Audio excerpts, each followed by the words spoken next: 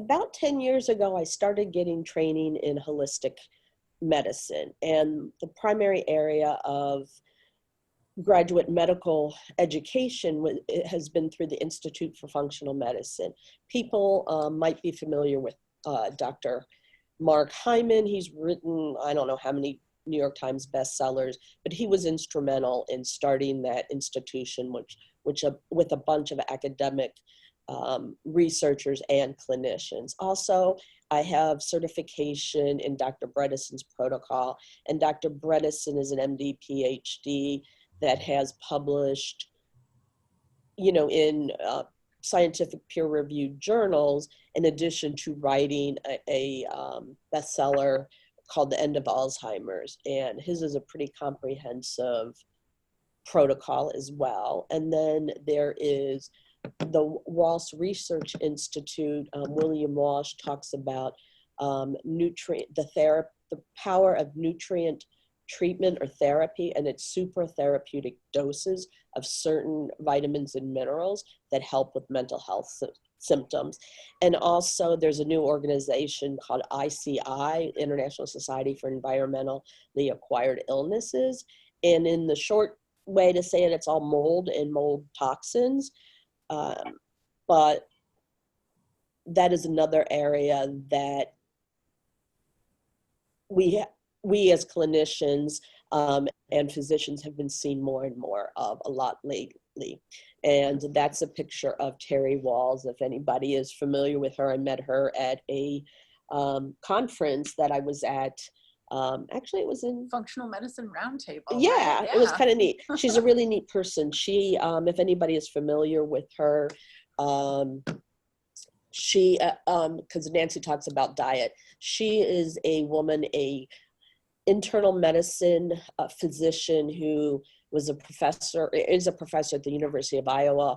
I guess it's College of Medicine, but she had secondary progressive multiple sclerosis. She was in a zero gravity wheelchair, and she'd studied functional medicine and paleo principles of diet nutrition. And within a year, she got herself from that wheelchair to riding 20 miles on a bicycle.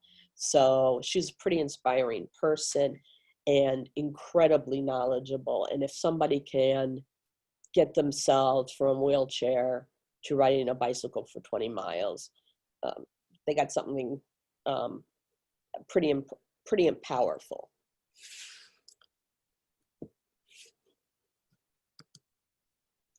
So again, this is the kind of people that I see, and I already mentioned it: the anxiety, the fatigue, the brain fog, the depression, and even constipation. And those aren't the only symptoms I see, but it's kind of the vast majority. Those are the ones that sort of give an overview.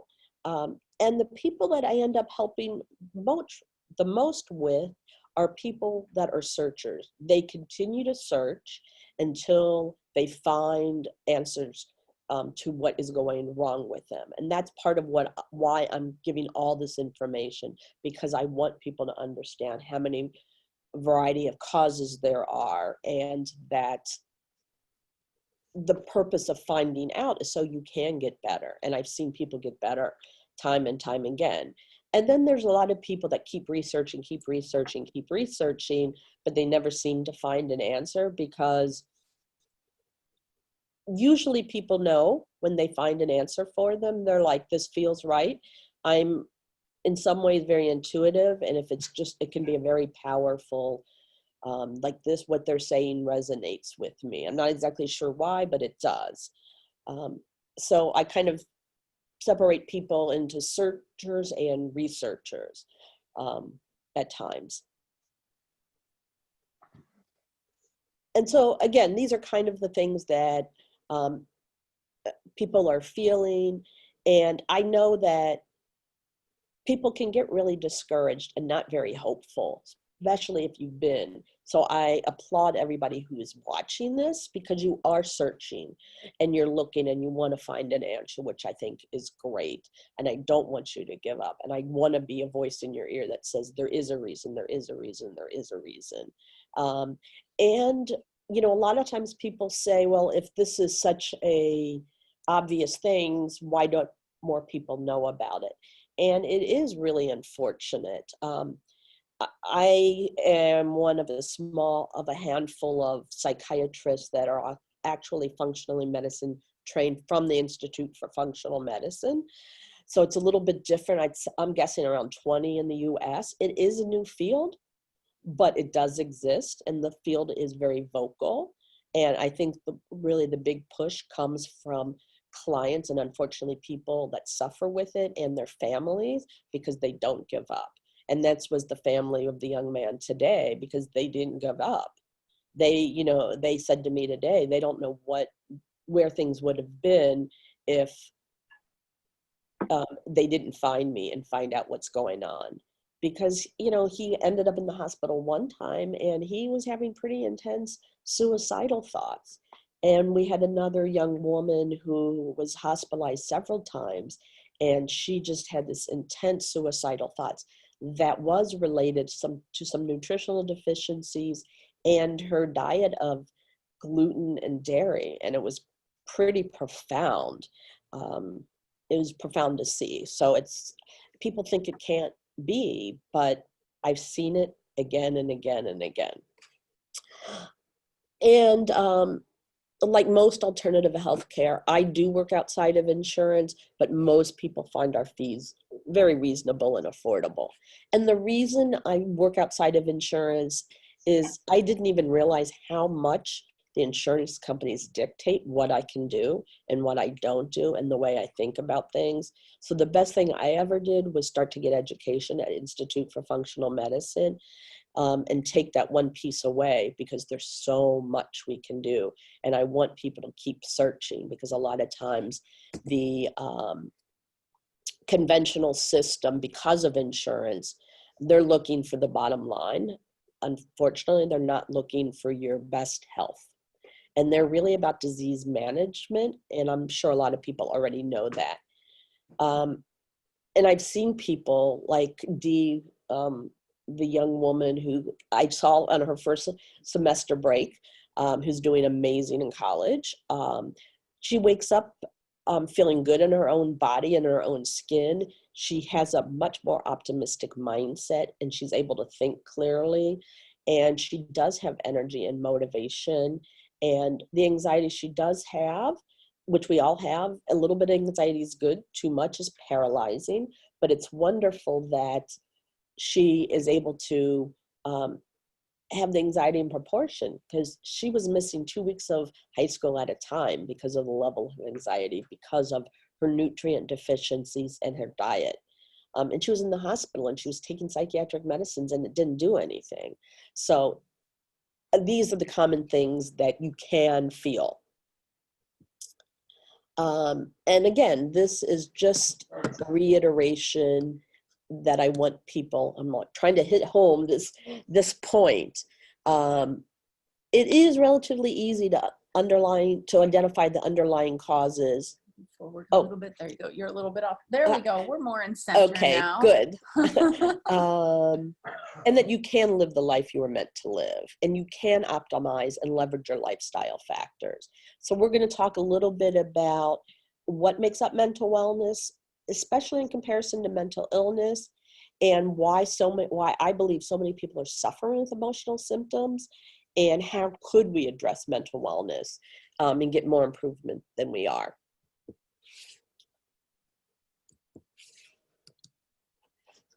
I really see mental illness and mental wellness on a continuum. Well, let's talk about mental illness. Mental illness, it doesn't matter what it is. It just talks about the severity of symptoms. Most common things are mood and affect, so depression or mania, also thought patterns and thought. You can also have distorted thought patterns, anything from kind of an ideation to a delusion, which is a fixed false belief, most common of which is a paranoid delusion. Some people also experience hallucinations, whether or not they're hearing voices that other people don't hear, or see things that other people don't see. Those are hallucinations, and that can be related to a mood disorder or a psychotic process. That's on one end. And on the other end is kind of mental wellness when everything is when everything is optimized. And I kind of break it down to about 5 and 6 different items. One is I kind of focus on the physical body, and we'll come back to that. And the physical body to be optimized. Also mindset. A lot of times people forget to talk about it. And I'm talking about your routine thought patterns, the inner dialogue that you don't share with most people.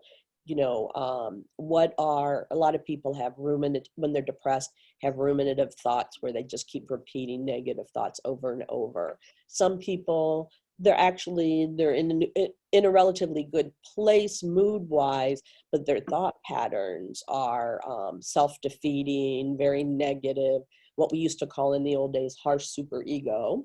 But a lot of times that is unfortunately very reinforcing, and anticipatory anxiety from panic disorder. Another thing people forget to consider is relationships, as silly as that might sound. But relationships, first, talking about your relationship to yourself. Women more than any other, women in general, and this is not anti-male, but women have a hard time of putting themselves first or taking care of themselves so they can take care of everybody else. They typically, mothers especially, put others before themselves, when really, if you don't take care of yourself first, you're not going to be good for anybody else. And then others, I don't think you can have a good relationship with somebody else until you have a good relationship with yourself. And then others, spouse, siblings, friends, more of one-on-one or small group. And then again, research and scientific literature is filled with how community affects our mental wellness. And it can be blood relative family, chosen family, friends, neighbors, work families. We definitely have a work family here. It's small, but it's good. It includes dogs. It includes dogs. But community, people get that at church a lot of times too, in neighborhoods. And something that's spoken about less, at least I think in the doctor's office, is spirituality. And I'm not talking religion, but some, and I don't care what it is, some recognition of a higher power, or not recognize, or choosing not to believe in a higher power, but also having your deepest values and your meanings. Because I talk to a lot of younger people who are going through life's transitions, and they're looking for kind of meaning in their life, and how empty life can be if they don't see a bigger purpose. And again, it comes from all of these different aspects, from your physical body, from your mindset, your relationships, your community. But I hopefully people have docs that are really good and touch base with them about these kinds of things. But I know most times that doctors and ourselves at times forget these aspects of what makes up mental wellness. And I like to talk about mental wellness and not focus on mental illness. Mental illness really, to me, is very labeling, stigma associated with it, and kind of a negative, what you don't have as opposed to have. And I'm just one of those people that never see things in a deficit. I say strengths and weaknesses, and we use our individual strengths to lift up our weaknesses and our vulnerabilities. So I won't use the word mental illness very often at all. It's just, how much mental wellness do you have? To me, this slide says it all, and I hope it's not too goofy of a slide for people. But on the left-hand side, the way psychiatry and behavioral health now in the conventional system is really, they offer you two different things. One is psychological treatment, and that comes from different psychological theories. And it can be psychoanalytic, psychodynamic, cognitive behavioral, somatic experiencing, EMDR. There are tons of different psychological theories. And there are psychologists and social workers and counselors and therapists and more different types of therapists, which can be extremely helpful.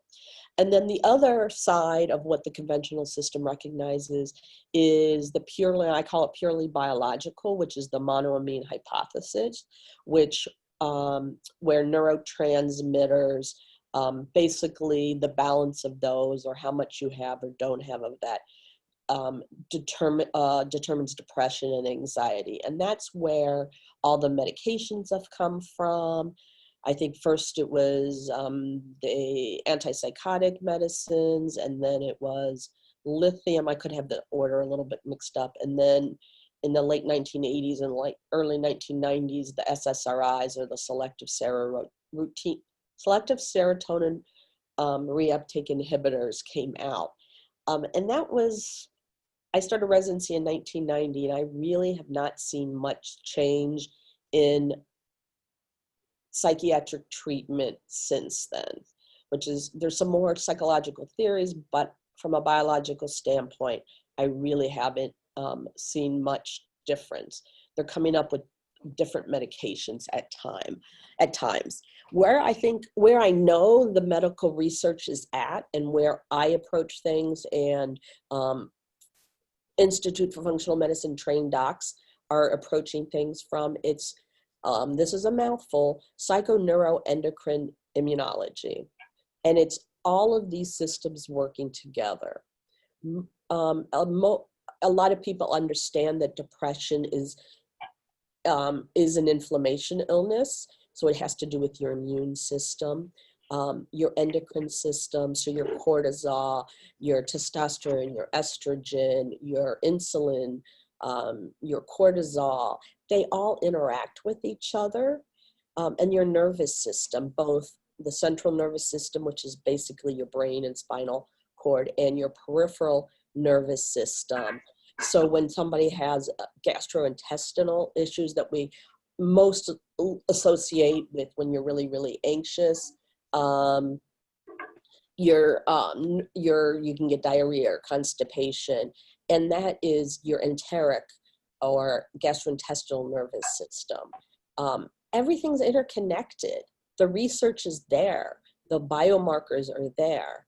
That's what I'm focusing on, but conventional system is sort of stuck, I call it, in the Stone Age, and I'm exaggerating obviously slightly, but the research is here in the endocrine immunology.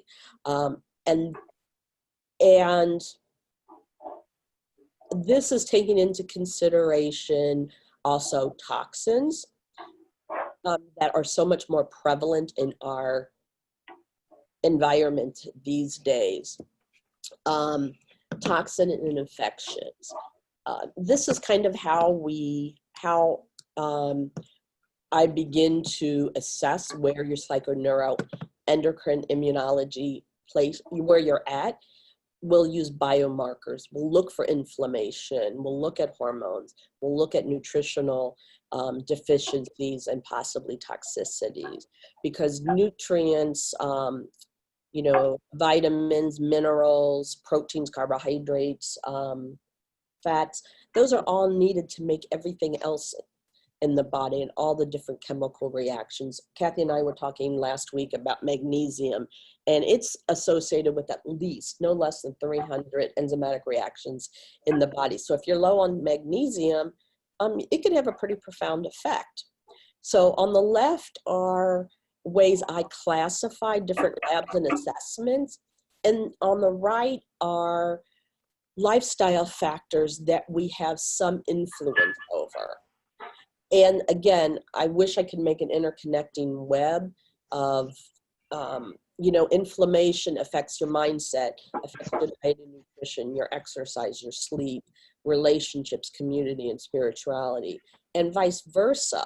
Your spirituality, your community, your relationships, your sleep, your exercise, your diet, and your mindset can have an impact on inflammation, plus hormones, nutrients, vascular system, and toxins and infections. So I'm going to go back real quick, where conventional system wants to make it very, very simple, that it's two different things. Not in my book. There's so many other things to look at that have to be in balance to get movement. And most often I see people that will focus on one thing, but they forget to look at all the others. And I totally understand that, because you're like, because everybody's going to go home and think, maybe I have Lyme, because the young man I saw has Lyme disease. You know, sometimes we get over-focused on one, but I want to, honestly, this slide is huge. I want people to consider all these different aspects. And you can do it with yourself. You could do it with somebody who, you know, cares about you and is a good support, but kind of go through each of those things and kind of evaluate where you are with those. And not everything has to be optimized, but you know, I had one extremely successful woman, somewhat of a workaholic, 4 kids, high pressure job. I couldn't get her to sleep. There was no way her mental wellness. She started doing all these things and she got better, but she still was not optimized. We couldn't get her to sleep. And some of it is not that she wasn't physiologically able to sleep, kind of her mindset and her work ethic wouldn't allow her to sleep. And it wasn't until she had to take off time when she was laid off from her position where she got a chance to get some sleep and know how good she could feel. So all the other things that she changed about her diet and nutrition and all the other labs and assessments that we addressed, she saw it all finally optimized. And now that she has another job, she's made some different choices so she can get the sleep she knows she needs. So what you're saying is, for some people, it's a process. Yes. Not fixing absolutely everything all at once, addressing some things, uncovering some things, finding things, and then going through that process of time and continuing to learn. Exactly. And that was a process for her of probably a couple of years. Yes. A couple of years spent learning things and feeling better and learning more about herself. Yeah. Yeah. And that's kind of the way things really happen a lot. Yeah. So this is another, I wish I was more artistically inclined. We've based things down to 6 different areas, and they're all supposed to be different pieces of the pie. And I'd like this to be 3-dimensional, probably 4-dimensional too, but again, I can't illustrate that well. And it's supposed to be the interconnecting web. So we get more and more granular, and especially if you're talking about one biomarker for inflammation, that's pretty granular, but we can even get more granular. So it's kind of the smallest piece to focus on, focus the lens on, or the biggest picture like spirituality. But all of those to focus on. And these are just what I'm looking about and what kinds of things I'm referring to. So inflammation, just systemic inflammation. We look at common biomarkers called C-reactive protein, and that's supposed to be something called a sedimentation rate, which is more quote unquote old-fashioned. But there are many more ways to mark inflammation. These are 2 of the most common that people might have routinely obtained from their primary care docs. Hormones, I'm not talking just about estrogen and progesterone and testosterone. I'm talking about cortisol, thyroid, leptin, insulin, and all the hormones really interact.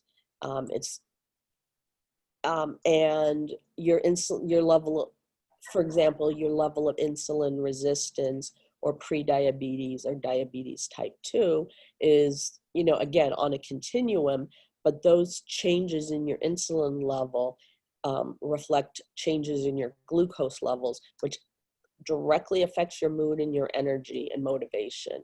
And when that's not in a good place, it makes it harder to manage all those other aspects.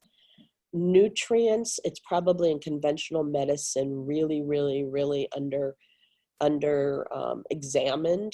B vitamins especially. I think they usually test B12 and folate, which is B9, and they're on conventional labs will have a range, and that is about 95% of the population are quote unquote within normal limits. Integrative doctors or functional medicine doctors or holistic doctors will have a more of an optimal range. So you might be at the bottom of the general range on the conventional medicines, conventional labs and with your primary care doc, but on my optimal range or my and other integrative doctors range, you can be out of range. So that's a lot of times when I see people,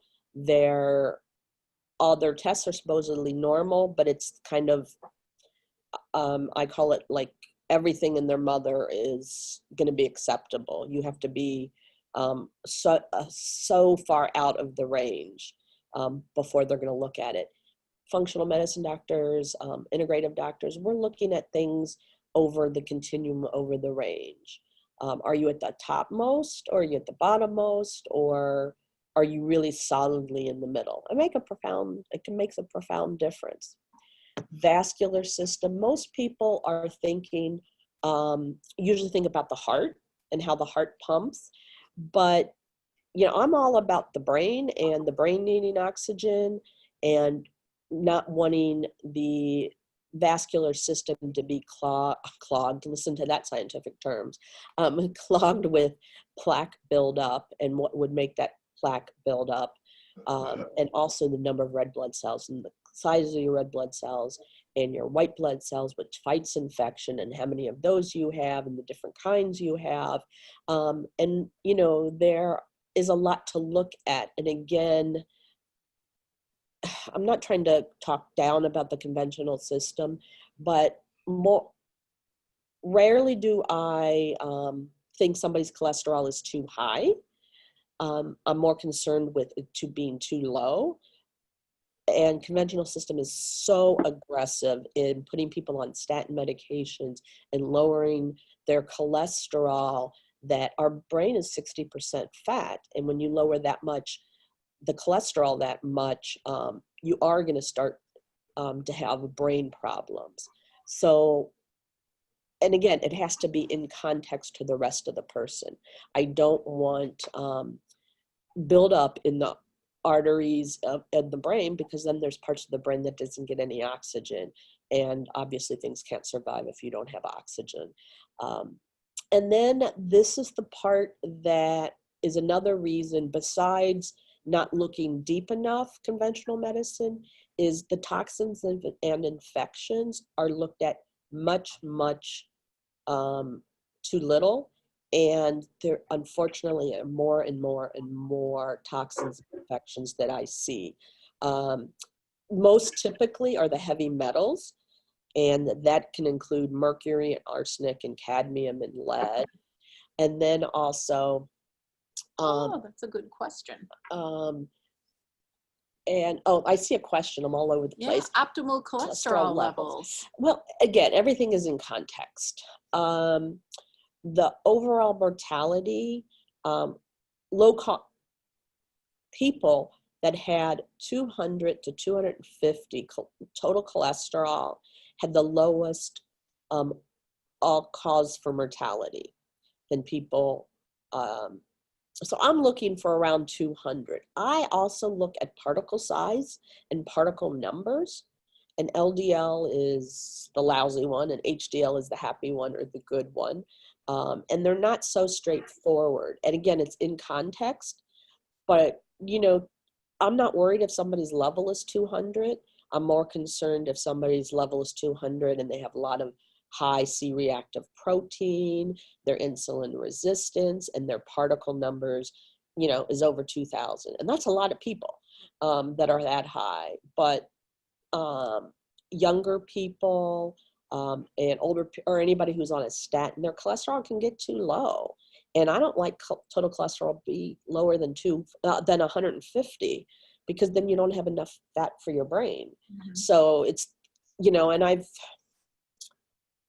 everything is a discussion, and what are your other risk factors? So it's taken in context, but I hope that gives you some Yeah, thank you idea. for the question, Lorena. Yeah, it was a great question. So heavy metals, and by living on planet Earth, we acquire more and more toxins. You don't have to be exposed to something specifically. Or many years ago, I did pottery, and I used to make these big vats of glaze, and I had my arms and hands in it. Now I cringe at what I did. Um, Silver fillings really can leach mercury, which is unfortunate, and the mouth is very close to the brain, and they're finding a fair amount of that with people with cognitive decline. Chemicals are the herbicides and pesticides and plastics. You know, there's more and more chemicals created in the last 50 years than there ever was before. Europe, I know in general, has more stringent guidelines than the US. I think there's only been 4 or 5 things that have been prohibited from being made and put on the market in form as chemicals. And again, differences between people is you can have 2 people, you know, living in the same environment, but our individual detox pathways makes it harder for people to get rid of those chemicals, and they're filled with it. And there are things we can do to help alleviate that. Also, the biotoxins, and the infections. So mold, unfortunately, more and more people are being diagnosed with mold, and mold toxins, which are actually mold creates toxins in your body, is called mycotoxins, and that can wreak havoc. And that can come from water damaged buildings and Lyme disease, as I already shared with you. And these kinds of things attack your immunologic system. So that's also a problem because you can't fight things anymore. And I put stealth infections there. That is a big area that we are seeing more and more of. And I think psychiatry will be seen more and more in this area specifically. There is a Dr. Ackerley who talked about, who is well known for working with people with mold, especially mold in their brains, which sounds horrible, but she calls it brain on fire. Your brain is inflamed. And there's imaging studies that we can do that you can see inflammation on the brain. And we see that before we see atrophy or it shrinking, basically, which is pretty pathetic, pretty awful. So these are things that really you need to address and to look at, and to, if you don't look at these things, you're not going to be looking at things, you're not going to be comprehensive in the way. As much as I hate to say it, your thoughts impact your body so much. It's really hard because when you're stuck in a pessimistic mindset, I don't want anybody to take that as blame or they're causing their illness, but I am a firm believer that your thoughts, actually we'll do this, write this down. We'll do a Facebook Live on what you can do just with your mind and the power of your mind and your inner thoughts. But mindset is huge. Also, as some people already know, diet and nutrition, ways that I think about it, in addition to carbs, proteins, and fats. Deanna Minnick, who I love, I was on the online video series. She talks about looking at her nutrition by the different colors on her plate, which is another way to think about your food. But all the phytonutrients, diet, it's both what gets in that shouldn't and what you don't get in that you should. So Terry Walls is all about, she's very specific in what kind of vegetables to eat and what kind of, she eats a lot of organ meats because of the density of the nutrition. So it's both what toxins you get in with your nutrition, but also what you're not getting in. And physical exercise, and that can be anything from gentle walking to, you know, I just saw a gentleman today that does a triathlon, which I don't think I'll ever do, but more power to him. Yoga, which I love, cardiac strength training. But, Dr. Bredesen knows if, exercise increases BDNF, which is brain-derived neurotrophic growth factors, and just physical exercise gets that gene expressed. So somebody asked about epigenetics, and all of these lifestyle factors turn genes off. Epigenetics being like turning on and off of genes, right? Yes.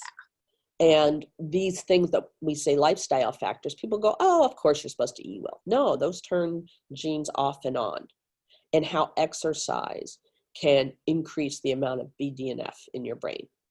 And something in the US as a population, we're really bad at sleep. The consistency of our sleep, the duration, and the depth. So many times we diagnose sleep apnea, and that, there's a lot that happens in the brain and the body as we sleep. So it's not just a passive, our body is physically physiologically very active. And then community, spirituality, friendships. The scientific literature is filled with the importance of these. Loneliness is a huge risk factor for length of life, and we can get more and more granular. But all these things have an extreme impact on our mental wellness. I hope, does this make sense to people? Do people think about things this way? I would love you to type in the comments, because what I'm trying to do, I want to bring more content to people and try to make sure it's what people are benefiting from what information I have. My head is filled with all this information and all these facts, and I'm trying to figure out what's the most helpful for people. So I'd love to see if you wrote anything in the chat, if it is, what is helpful or not helpful. What else would you like to hear about? Yes, Yeah. I would love. Can anybody tell me if anything anything specific is resonating with you?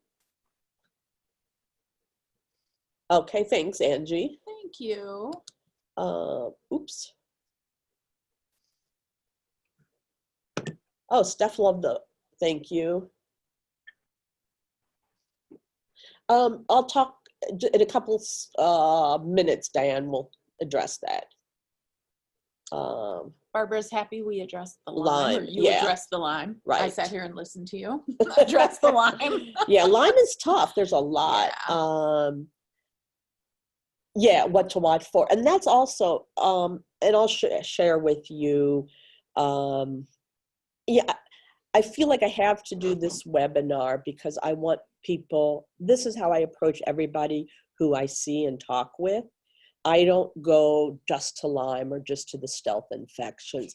I'm thinking about all these different things when I evaluate or somebody comes in.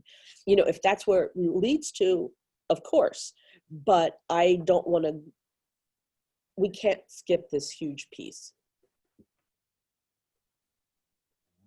So what I really intended is that one slide which showed the pies is, and the psychoneuro, endocrine immunology. Yes. Trust yourself. And if you're a parent, trust yourself about your kid. One thing I have always known is, and when we're taught in medical school and residency training, the answer to the difficulty or the difficulty the person is having is in their history. You know you better than any doctor.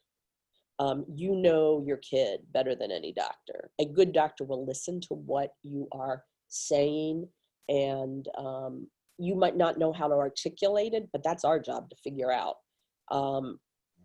because you know you. And, you know, if a doctor makes you feel bad, emergency rooms are notorious for making people who are on any psychiatric medicine feel horrible.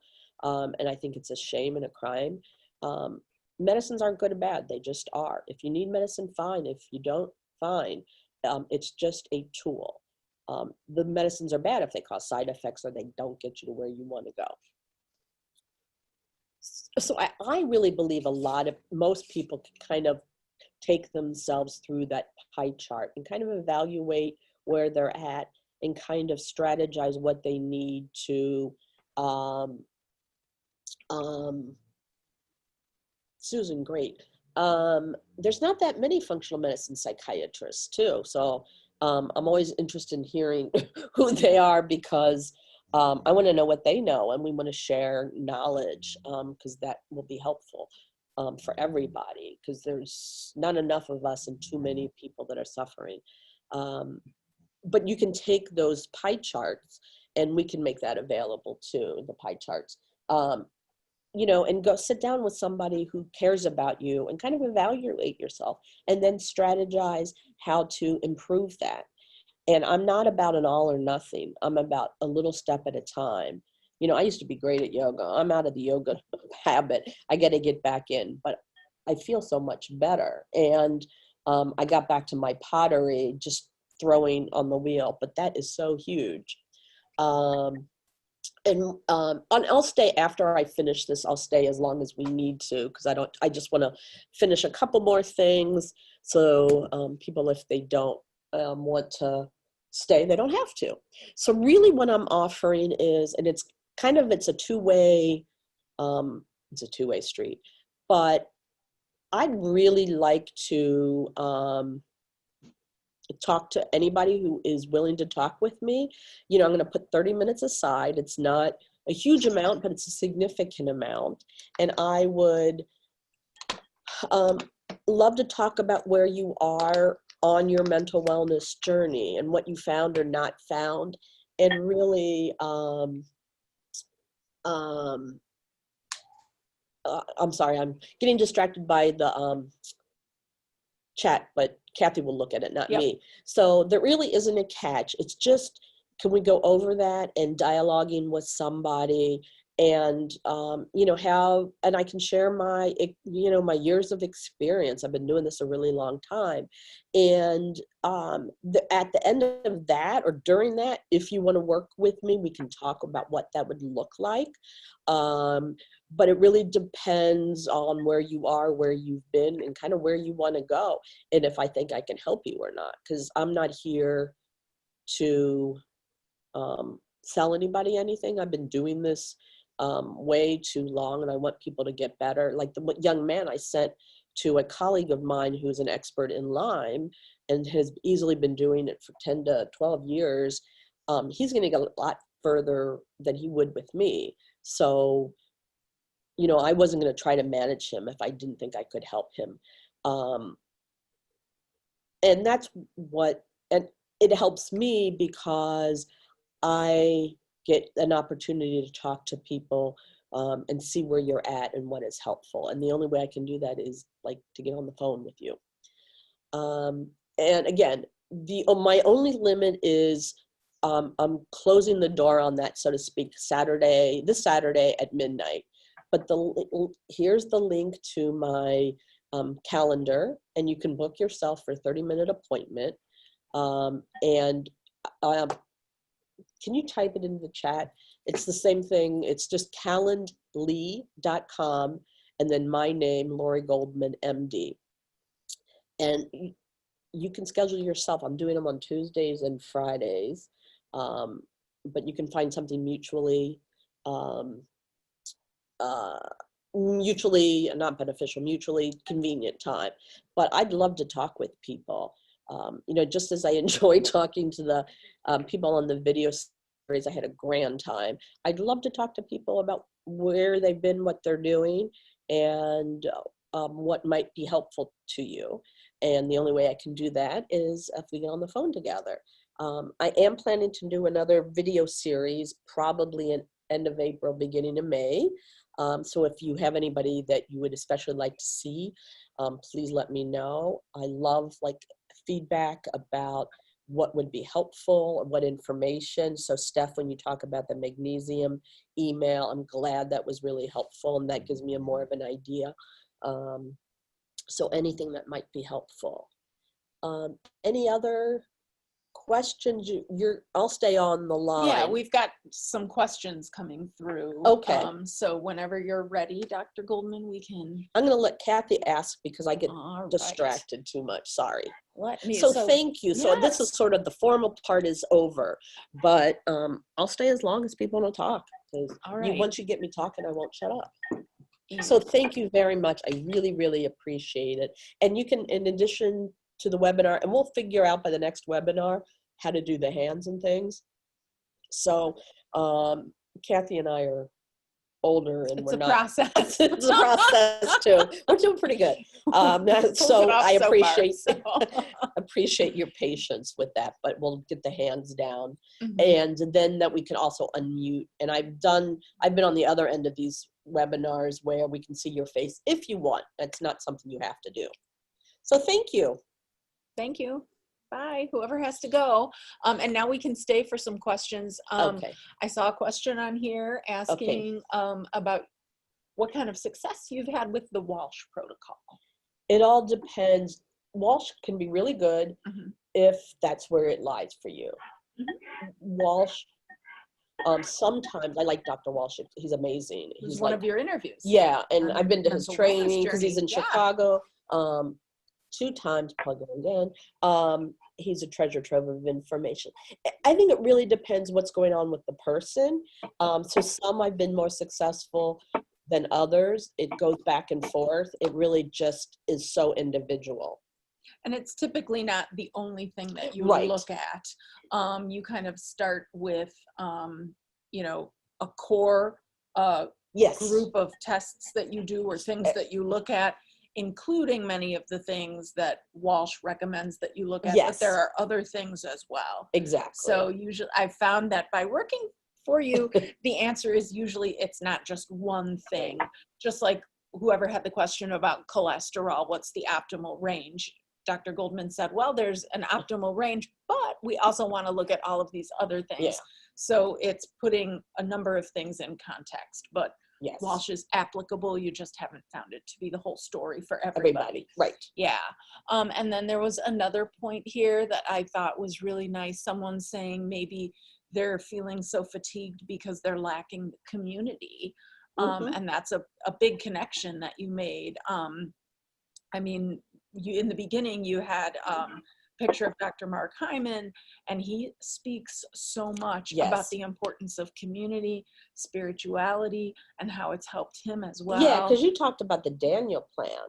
Yeah. He wrote that book with Rick Warren and Dr. Amen. And Mark Hyman. Yeah, and they took it to Rick Warren's church, right? Yeah, and really had people work on diet, exercise, all the things that you're recommending in community. That was a huge part of that. So, and also in The End of Alzheimer's, Dr. Bryson talks about it as well. So to have somebody make that leap is really big. Yeah. Really big. And then here is another one, which I think is just a great point about the importance of this for kids. So not just those of young adults and adults, but to look at all of the things that you mention for children. And of course, like the prevalence of ADHD, it's a really good point. And again, I know you covered that in the mental wellness journey as well, the importance of like diet with kids and what to address with kids and how to come alongside kids. You had some great speakers on that. Yes, there is one is Jess Sherman. I really like her. She is, I think she was a teacher. She started out her professional life with, but transferred to being a nutritionist. And she has her own kids. So she really works with families. I like her approach and the way she talks about it. She's just very pragmatic about it. A lot of times kids these days really are undernourished. And this isn't a cure-all, but there's a micronutrient formula called Hardy's Daily Essential Nutrients from Hardy's Nutritionals. And just starting there, it's how can you argue with giving kids micronutrients? And less processed food. Yeah. Yeah. And it's hard, we know that, but this is something you add, and Mhm. then, because it's hard to change kids when they're eating something. And so I'm convinced about ADHD and ADD. So much is diet. So much is diet. There's some other things too, don't get me wrong. But there's so much diet and so much toxins. And I don't like gluten, sugar, dairy. And that takes a while sometimes to get used to, especially for little ones, because everybody else has it. So, Yeah. but Dee was great when she went to college. She's sticking with her diet, and it's not a big deal. She's And making her own food. Yep. Yeah. And it's not and she's not worried about social things. Oh, this is a good question. Will the interviews be made available again from the mental wellness journey? Maybe in pieces, but not as a whole. I am going to do another one. So if there's anybody specific that you would like to see again, the first time things don't go as smoothly. There's 3 available now, and I'm blanking on who it is. And where do they go to? Just the mentalwellnessjourney.com to look at the 3 I think available interviews. I think it's Deanna Minnick, James Greenblatt, and Christina Bjorndal. Those are all And you love Dr. Greenblatt. I do. Yeah, my daughter read his book, and she's studying to be an educator, and she found it just really helpful. There's a lot about ADHD. So I think it's Diane. I apologize if I have your name wrong. That is Greenblatt, or it's Chris. Sorry about that, Chris. Dr. Greenblatt is great about some nutrition, and his book. The book we read is Finally Focused, is what it's called. And and he's got a lot of experience. Whoops.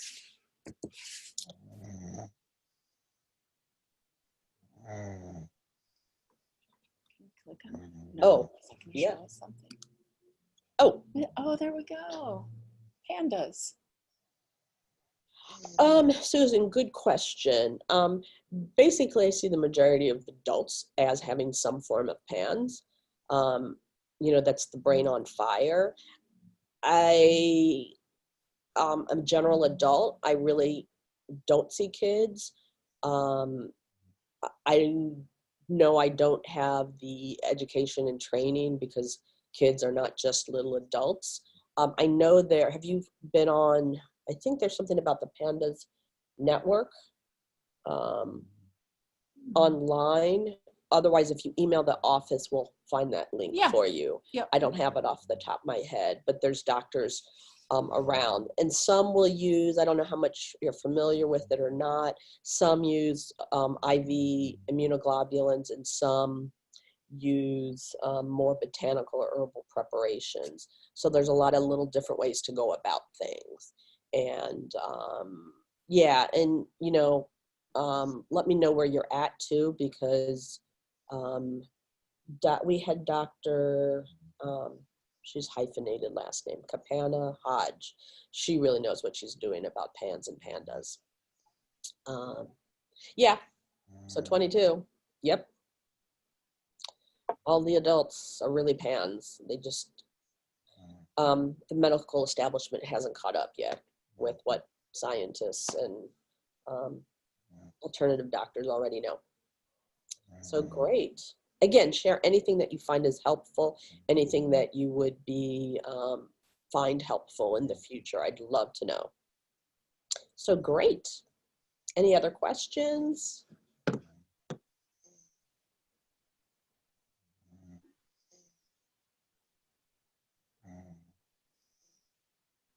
All right, so we're gonna. All right. So I'd love to chat with people, and I hope people will utilize this opportunity. So thanks. And I myself don't do neurofeedback, but I know another how question. valuable it is. And that's what Dr. Campana Hodge, I said that again, it's a hyphenated name, does neurofeedback, and that can be, there's You're so a much. believer in it. You're a Yes. believer in neurofeedback. And That's something we do here, but right. And the results of that really is my understanding, directly dependent on the skill of the neurofeedback specialist. Okay, anything else? Otherwise, we're going to sign. Oh, thank you. thanks. Thanks, everybody. Take care. Good See you night. next time. Bye.